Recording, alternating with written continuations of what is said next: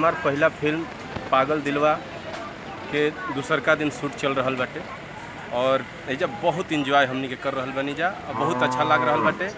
Life के पहला film बाटे। बहुत अच्छा लोग हमनी के संगे कलाकार जुटल बाटे। उहाँ सबके प्यार दुलार पूरा मिल रहा बाटे।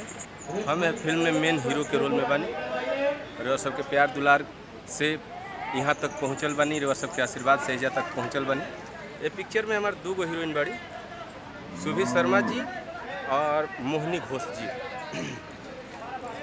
मोहिनी घोष जी ये पिक्चर में IPS अधिकारी के रोल में बड़ी, हमारे सहयोगी बड़ी, जो कि हमनी के दोनों आदमी मिल के गोल्डन के बड़ी मार मारतनी। बहुत अच्छा 2 दिन से हमनी के आमने सामने बनी जा और वहाँ सबके बहुत भरपूर सहयोग मिल रहा बाटे। हमके बहुत अच्छा लगा। बिल्कुल फिल्म के नाम ही बाटे पागल दिलवा। और वैसे भी जब प्यार होला तो लोग पागल हो ही जाला। तो फिल्म के डायरेक्टर प्रोड्यूसर के बारे में क्या कहना चाहब?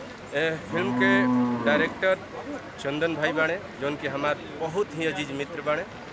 और फिल्म के प्रोड्यूसर के जहाँ तक बात कल जाओ तो फिल्म लाइन के एगो महान हस्ती हमार सौभाग्य बाटे कि वहाँ नियन व्यक्ति हमके पहला बार ये मौका दिले बाटे।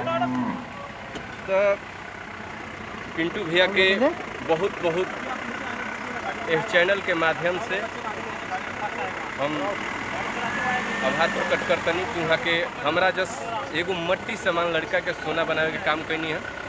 वहाँ के बार वंदन अभिनंदन बाटे।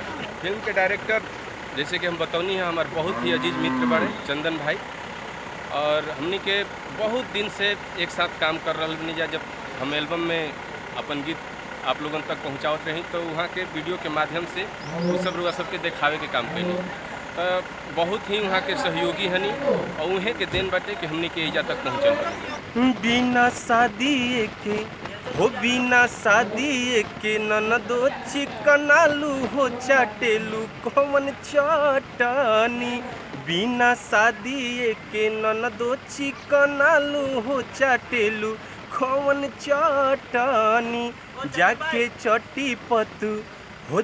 चटी पतू बोल काका खालू हो चाटेलू कौन चटनी। बिना शादी के ननदो चिकनालू हो चाटेलू कौन चटनी।